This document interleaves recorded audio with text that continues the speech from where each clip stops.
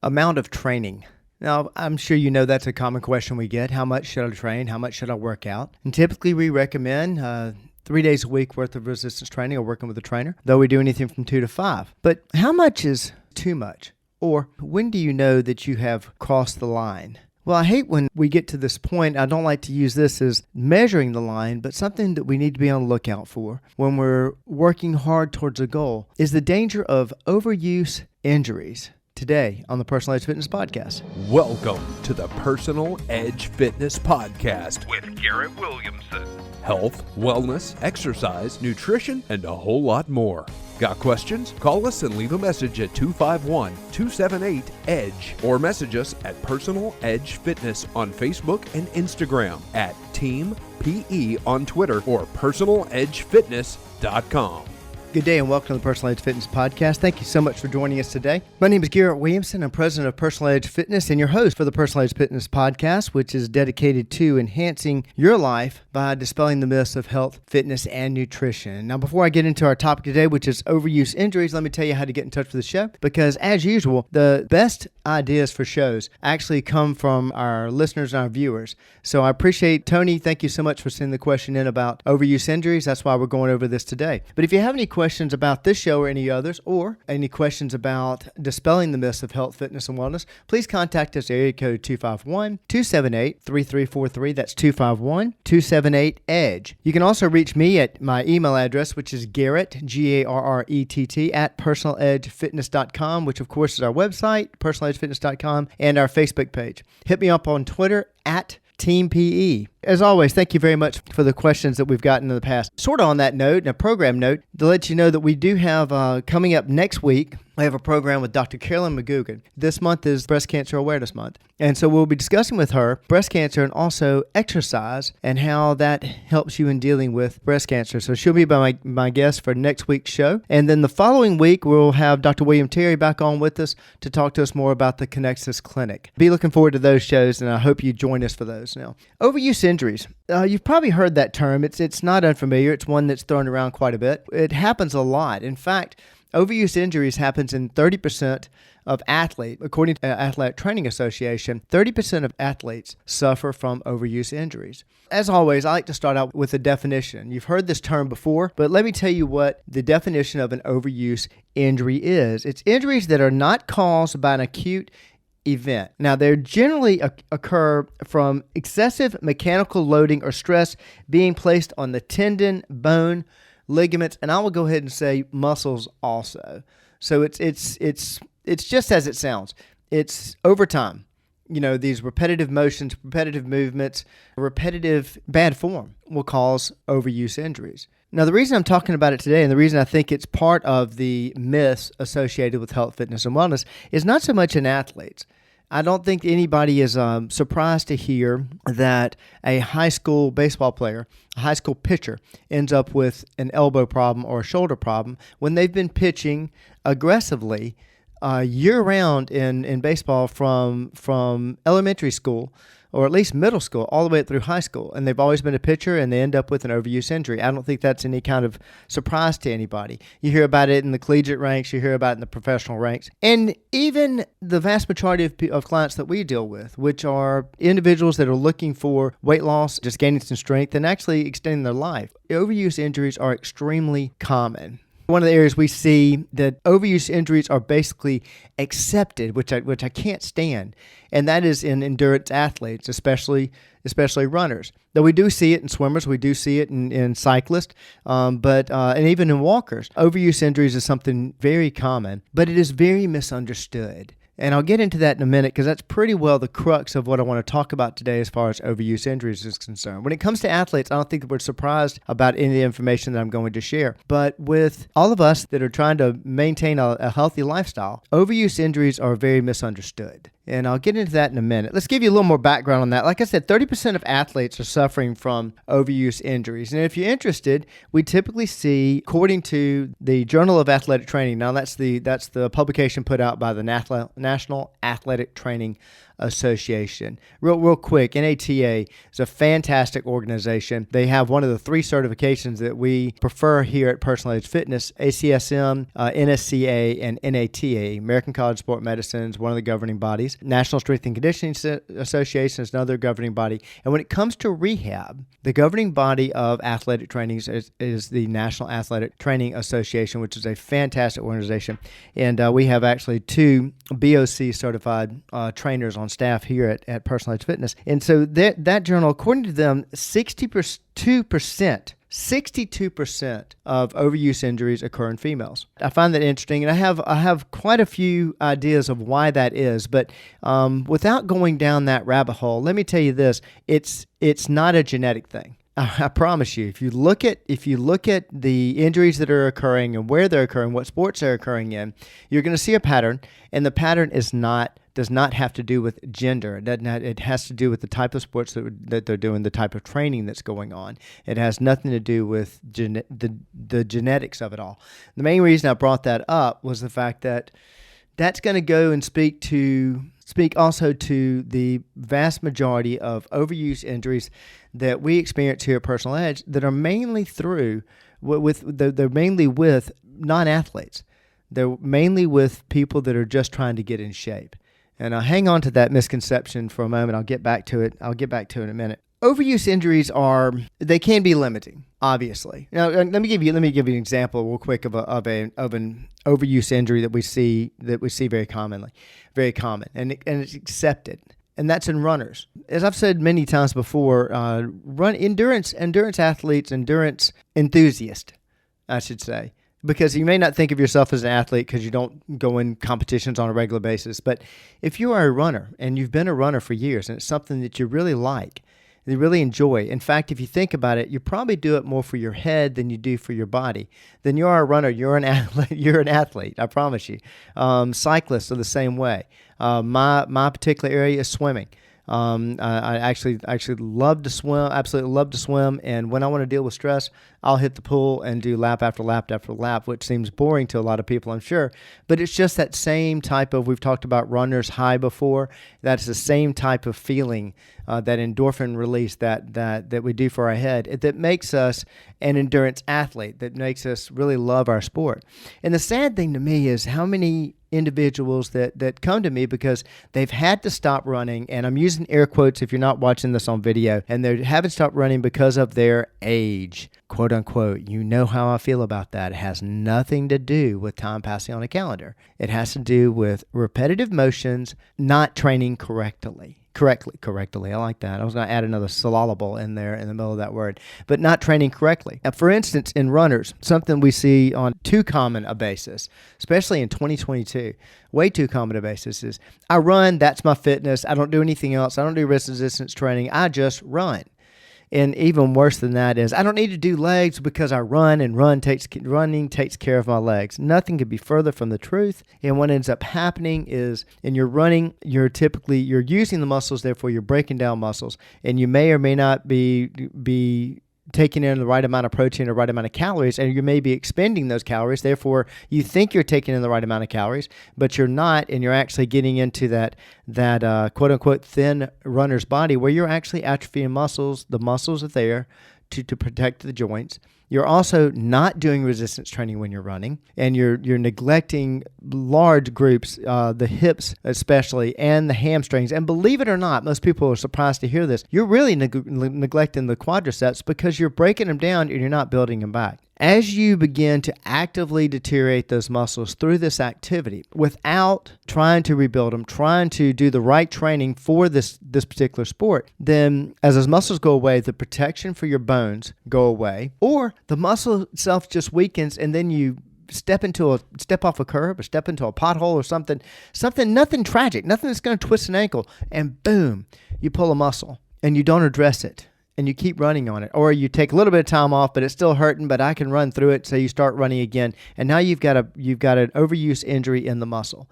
The one that we most commonly see, of course, is in the joints. We see overuse injuries due to running in the knee joints and the hip joints and the back for that matter. The typical response we get from athletes that have gone and sought some sort of medical advice for this is, well, I've been told to stop running because I am this number on the calendar and I can't run anymore. And it's just generally accepted that you can't do that because you're this number on the calendar. And it's nothing. There's nothing further from the truth. As I've said many times, the ridiculous concept that we deteriorate ourselves because time passes on a calendar is an absolute lie. Anybody telling you that is lying to you. Anybody saying that is an absolute liar. If they have any questions about that, my name is Garrett Williamson. You can reach me at 251-341-0927. On this show at 251-278-3343. I'm at 513 West I-65 Service Road North, Mobile, Alabama 36608. I'm there most days. Now, it is not time passing on a calendar causing it. It is repetitive mechanical motion without the correct ingredients. One of them being training, but the ingredients you need to maintain those muscles, maintain those joints, maintain those areas that you are repetitively injuring. Swimmers, we see it in shoulders. Cyclists, we see it in hips, back, even knees with cyclists. And it's not just endurance athletes. We see this in CrossFitters. People doing high intensity interval training on a regular basis that keep going through these very complex movements. Most of it Olympic lifting, which I'm a huge fan of, but there's time associated with it. Therefore, we're going to fast through them. And though it can be done fast, though it can be done correctly, typically it's not. Typically, it hasn't been taught in the right way. Therefore, we're repetitively doing a deadlift wrong. We're repetitively squatting wrong. That's probably the one I see the most. It's amazing. I find somebody that's been working out for years and they've been squatting wrong all their life. And then they end up with these injuries. So don't let it be a limiting factor. And I dare say, with taking the right course of action, I would say, don't let it stop you. Now, please, I hope you heard the first part of that. With the correct actions, don't let it stop you. And what I mean by that is you need to address it. You don't need to ignore it. You don't need to ignore it. You don't need to make up excuses for it. One of those excuses is, of course, age. The other one that I see that's very common, and I'm shocked to see it. I'm shocked. I'm shocked that it continues to go on. And that is that idea that, well, my body is this particular way, and my body, unlike any other human body out there, reacts this way to this lift, this mechanics, this exercise, and therefore I have to completely avoid that. Now, I don't want to step on your mother's toes because she's right. You are special. But I promise you, the laws of anatomy and physiology that govern every other human body out there govern yours too. As I like to say quite often, you're an individual just like everybody else. Now, I know it may sound ridiculous that I'm saying that, but it is amazing how many times I have people tell me, no, my body can't conduct that exercise because my body operates under a different set of rules that no other body operates under. Nothing could be further from the truth. Now, you may be listening to this and saying, yes, Garrett, but I had this injury, and since I have this injury, now I have to be careful. That's a different situation. And it could be an injury that you could rehab and get around, but it may be something permanent. I understand that. And therefore, that's going to modify your exercises. That's different. But this idea that, no, my body just operates this special way, I'm telling you, you're putting a limit on yourself. You're not putting a badge on your shirt. That's all you're doing is holding yourself back. So the best thing to do if you think that you've got an overuse injury, and one of the ways to tell if you have an overuse injury is understanding the difference between what I call good pain and bad pain. Now, there's soreness involved with training, and I've spoken about that several times. You know, and you've heard me say this several times, that we as personal trainers are just like physical therapists in that we're not growing anything. Yeah, I'll repeat that because it shocks everybody. It shocks people every time I say that. We're not trying to grow anything. We're trying to make something grow, but we're not actually growing something. We're breaking it down. We're breaking down muscle tissue just like a physical therapist is breaking down muscle tissue, telling your body, wrong, do it again, build it back stronger. And that repair process that you feel the next day is general soreness, and that soreness is the repair process. It's the white blood cells cleaning everything out and your body starting to build to put everything back together. And that's the soreness you feel. That's good soreness. That's good quote-unquote pain. The lactic acid release that you have at the end of a set, at the end of that 10th, 11th, 15th repetition, wherever you're headed, which is telling you, hey, maybe you got one more, but you probably need to stop. That's a good thing. That's a good pain because that actually is your body's response to the overload principle. And it's your body's letting you, it's burning your muscle, that lactic acid release, burning your muscle, sending a message to your brain saying, hey, buddy, cut it out. And so that's a good pain. But when you have that persistent nagging, whether it's in the joint, whether it's in a muscle, and it just doesn't seem to get better, and maybe it gets a little bit better, but 3 days later when you're ready to train the muscle again, it's still there and it continues to happen, that's an overuse injury. That's something that needs to be addressed. Doesn't mean you have to stop. It just means let's catch it now before it becomes a real problem, before an overuse injury becomes a joint replacement, before an overuse injury requires some sort of serious medical attention, and before an overuse injury eventually puts you out of a sport. Let's address it. Now, one way to avoid overuse injuries, let's talk about that. That's the best thing, is that if you hear this podcast and when you just are able to prevent overuse injuries forever, that's fantastic. One of those ways is when you're increasing your load in your training, don't increase more than 8 to 10% per week. That's in increasing your running, increasing the speed, frequency, intensity, or time on any of your training, whether it's resistance training, endurance training, doesn't matter.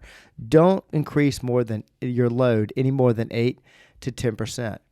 And by the way, that's an overall 8 to 10%. If you're increasing your intensity by 8%, your frequency by 8%, and your frequency, intensity, and your time by 8%, well, now you've gone way off the scale. So overall, you want to increase your load no more than 8 to 10% a week. The good news is that if you handle it well, you're not causing any kind of undue bad pain, you can continue to do that every single week. I mean, at 10% level, within 10 weeks, you've increased 100%. So that rate is fantastic. Pay attention to your mechanics. This is extremely important. It's what we spend most of our time here at Personal Edge Fitness doing, is that analyzing your mechanics during your lift, during your running, during your endurance training, watching not only mechanics, most important, the mechanics are in the exercise itself, but also mechanics when it comes to putting together your workout.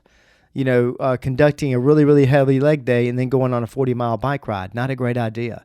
So that recipe and putting those parts together is very important. But the mechanics of the exercise themselves, these complicated lifts, especially Olympic lifting, are fantastic only when done correctly. This is why we're so adamant of getting teens and preteens in to see us prior to being thrown into a weight room with a coach. No offense to the coach, any coach out there, and to some of the fantastic weight room facilities we have in the even middle school and high schools out there, but they're not able to put the attention they need on each one of these athletes in order to make sure the mechanics are correct. That's why we encourage parents to come see us and take them through the LTAD that we've talked about with, you heard we do a podcast on that with Charlie Marlowe, long-term athletic development, taking them through those steps so they develop correctly. But you need to do the same thing. You need to pay attention to your mechanics in your fitness to make sure everything is correct. And if you notice some sort of undue, that just doesn't feel right in a lift, in a run, in some sort of exercise, hey, call us. You can contact me at 251-278-3343. We would love to sit down with you and analyze what's going on. Even if you don't work out with us, contact us. We'll do a session real quick and find out what's going on and be able to label it before you have a problem. You want to include sufficient rest. This is extremely important. And this is something that I have to tell you, as an athlete myself, I have done. In fact, I had, when my first world championship, I had 3 of my trainers working on my program. I gave them the responsibility of my program. And I had 2 of them sit down and look at my running, cycling, and my lifting that I was doing.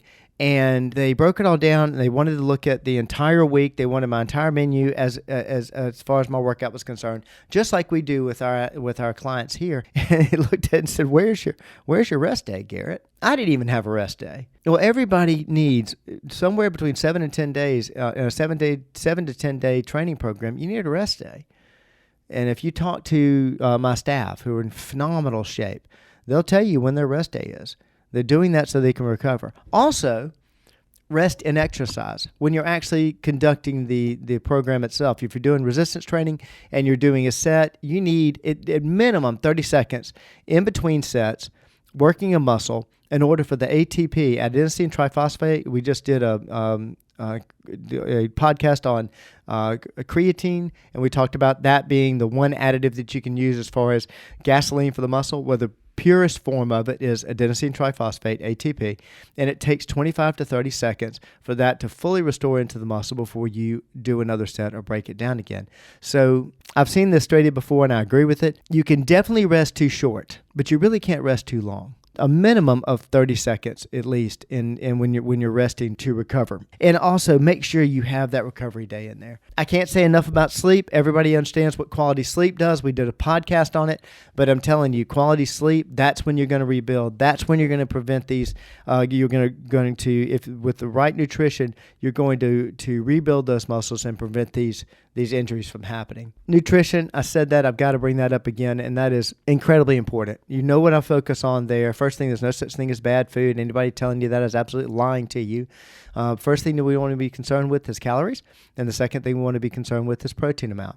Protein amount every meal, every day. Calories, you can do it through MyFitnessPal. You can easily figure out where you need to be. Make sure that you're eating enough so that the protein will be effective. The overuse injuries that I see that are attributed with time, and let's call ourselves average Joes, typically is related to creating a caloric deficit, first with nutrition, and then trying to create even more of a caloric deficit through exercise. Now, there's actually a term for that, and you may hear this term and think, I'm not that. Well, it can go so far as to be what we call exercise bulimic, and that is people that typically overeat or eat large amounts and then try to go exercise every bit of it off, or think with that kind of an idea. I had 600 calories for lunch, I'm going to go burn 600 calories, and that can lead to problems like exercise bulimia. But where I see it a lot, I see it in those clients of mine. I did a podcast on this recently. You know, this is a hot topic for me, and that is that are sarcopenic, that have sarcopenic obesity. They've gone and had their BMI tested, which is a complete waste of time. They're way underweight, but according to their BMI, they're fantastic. But actually, there's a major imbalance in their muscle as far as their body fat, and mainly just a lack of muscle. Their body's not maintaining it because they've undereaten all their lives. And now, since their body's not able to maintain with enough calories and maintain the energy expenditure with calories, it'll start to pull calories and pull energy out of muscle, therefore degenerating the muscle. Therefore, they'll be doing simple body weight exercises. And now they've got a pain, they've got a problem. And it's because of overuse injuries due to undereating and continuing to exercise. The whole time they're trying to create a caloric deficit, which actually is causing them to gain more fat. Now, if you have any questions about that and that doesn't make any sense, please, more than welcome to contact me about it. You can also check out a podcast I did just 3 or 4 podcasts ago when I talked about sarcopenic obesity. And trust me, you can get fat by undereating, I'm telling you, and you can get into a vicious cycle of continuing to do that and therefore causing problems like overuse injuries. Now, I've done a lot of information. There's a ton of information on this. I could go on. I'm gone almost a half an hour here and could speak about this for hours. But if you have any questions about this, or you think you may be in danger of overuse injuries, or maybe I just confused you more than helped you, please feel free to contact me at 251-278-3343. That's 251-278-EDGE. You can also reach out to me at Garrett, Garrett, at personaledgefitness.com. That's, of course, our website and our Facebook page. Hit me up on Twitter at Team PE. There's absolutely no reason in 2022 that we should suffer from overuse injuries. We do our best here at Personal Edge Fitness to go out of our way to make sure we prevent those, not only on our clients, but anybody contacting us, needing our guidance, using our expertise to avoid them. That's just one more way we help you sharpen your edge. Thank you so much for joining me today, and I look forward to speaking to you next week. Thanks for listening to the Personal Edge Fitness Podcast with Garrett Williamson. Subscribe now and be a part of the show by calling 251-278-EDGE or message us on Facebook and Instagram at Personal Edge Fitness or at Team PE on Twitter, and visit us at personaledgefitness.com.